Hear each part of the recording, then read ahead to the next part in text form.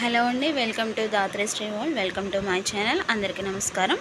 ఈరోజు నా ఛానల్లో నేను చూపించిపోయేది కాకరకాయ వెల్లుల్లి కారం అండి. చాలా బాగుంటుంది. దీనికోసం ఫస్ట్ చిన్న మూకుడు పెట్టుకొని దాంట్లో వెల్లుల్లిపాయలు, 2 టేబుల్ స్పూన్స్ ధనియాలు, 1 టేబుల్ స్పూన్ జీలకర్ర, ఒక ఎండుమిర్చి తీసుకొని ఫ్రై చేసుకోవాలి. మా సైడ్ ఎండుమిర్చి చాలా ఘాటుకుంటుంది.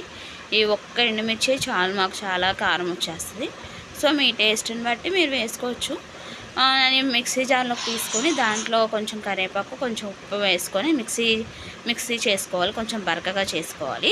తర్వాత కాకరకాయలని పైన పొట్టు తీసేసి రౌండ్ సర్కిల్స్లా కట్ చేసుకోవాలి. తర్వాత అదే ప్యాన్లో నేను ఎక్కువ డీప్ ఫ్రైలో ఆయిల్ ఎక్కువ వాడనండి. సో 3 టేబుల్ స్పూన్స్ ఆయిల్ తీసుకొని దాంట్లో ఇలా కాకరకాయలను ఫ్రై చేసుకుంటున్నాను.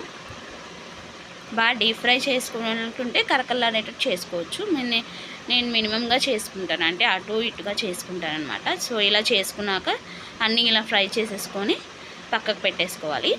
మళ్ళీ ఇంకొక మూకుడు తీసుకొని దాంట్లో 2 టేబుల్ స్పూన్స్ ఆయిల్ తీసుకోవాలండి.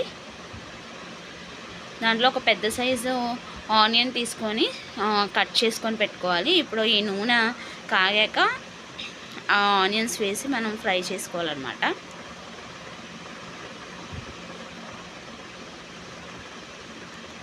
ఈ లోపల చూసారా ఫ్రై అయిన కాకరకాయ ముక్కలు నేను అలా ఫ్రై చేసుకున్నాను. అవి తీసి పక్కన పెట్టుకున్నాక ఇలా ఆనియన్స్ ఫ్రై చేసుకోవాలన్నమాట. ఇప్పుడే ఆనియన్స్కి సరిపడా ఉప్పు వేసుకొని ఫ్రై చేసుకోవాలి. ఎందుకంటే నేను ఆల్రెడీ కారంలో ఉప్పు వేసాను కాబట్టి సరిపోతుంది మాకు. మీ టేస్ట్ని బట్టి మీరు మధ్యలో అడ్జస్ట్ చేసుకొని వేసుకోవచ్చు. ఇప్పుడు ఇది వేగేటప్పుడే కొంచెం పసుపు వేసుకొని వేగించుకోవాలి.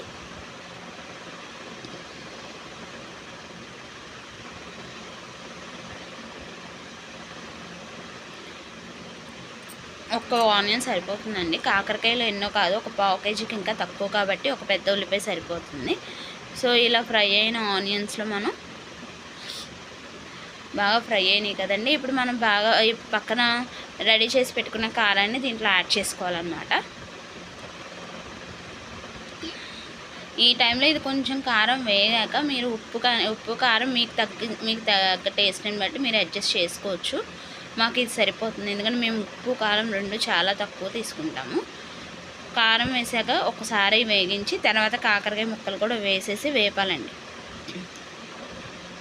అది బాగా 2 నిమిషాలు మగ్గాక లిటిల్ బిట్ చూసారా పంచదార యాడ్ చేస్తున్నాను. అది వేసుకోవచ్చు టేస్ట్ని బట్టి, నేనైతే వేసుకుంటాను.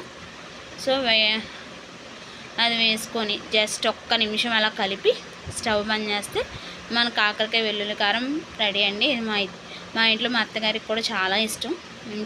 మా ఇంట్లో ఆల్ టైమ్ ఫేవరెట్ అనమాట. సో నచ్చితే లైక్ చేయండి, షేర్ చేయండి, సబ్స్క్రైబ్ చేయండి. Thank you.